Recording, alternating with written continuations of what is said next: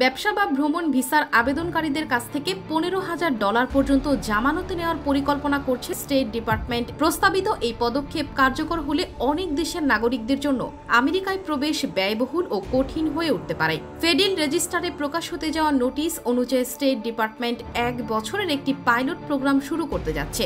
এর আওতায় যেসব দেশের নাগরিকরা অতীতে বেশি সময় থেকে ওভারস্টে করেছেন, যেসব দেশের অভ্যন্তরীণ নিরাপদ ব্যবস্থা দুর্বল এবং নথি যাচাই করার সামর্থ্যে ঘাটতি রয়েছে, অথবা যারা বিনিয়োগের মাধ্যমে নাগরিকত্ব দেয় সেই সব দেশের ভিসা আবেদনকারীদের $5,000, $10,000 অথবা $15,000 জামানত দিতে হতে পারে। এদিকে জামানতের উদ্দেশ্য হলো যাতে বিদেশি ভিজিটররা তাদের ভিসার শর্ত অনুযায়ী নির্ধারিত সময় শেষে আমেরিকা ত্যাগ করেন। নোটিশে বলা হয়েছে যেসব দেশের ভিসা ওভারস্টের বেশি স্ক্রিনিং ও ভেটিং ইনফরমেশন, দুর্বল বা অনুপস্থিত রেসিডেন্সি রিকোয়ারমেন্ট ছাড়াই সিটিজেনশিপ প্রদান করে সেসব দেশের নাগরিকদের জন্য এই পাইলট।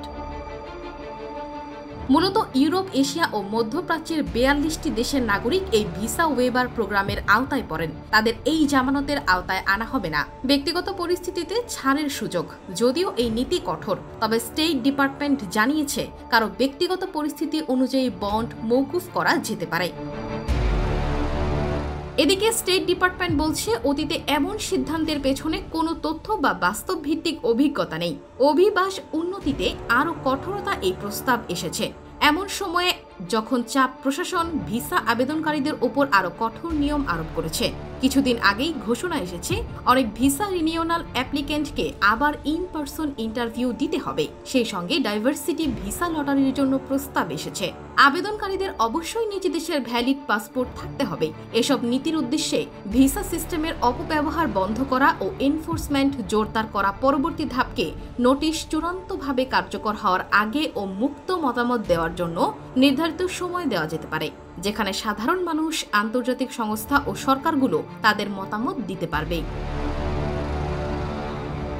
এই বন্ড কিভাবে গ্রহণ, সংরক্ষণ ও ফেরত দেওয়া যাবে তার উপর ধারণা করে ভিসার শর্ত অনুযায়ী আমেরিকা ত্যাগ করলে আবেদনকারীদের এই অর্থ ফেরত দেওয়া হবে। তবে তা নিয়েও অ্যাডমিনিস্ট্রেটিভ ও লিগাল জটিলতার আশঙ্কা রয়েছে। এই প্রস্তাব কার্যকর হলে যেসব দেশের নাগরিকদের উপর এটি প্রযোজ্য হবে তাদের জন্য আমেরিকা ভ্রমণ আরও ব্যয়বহুল ও জটিল হয়ে উঠবে।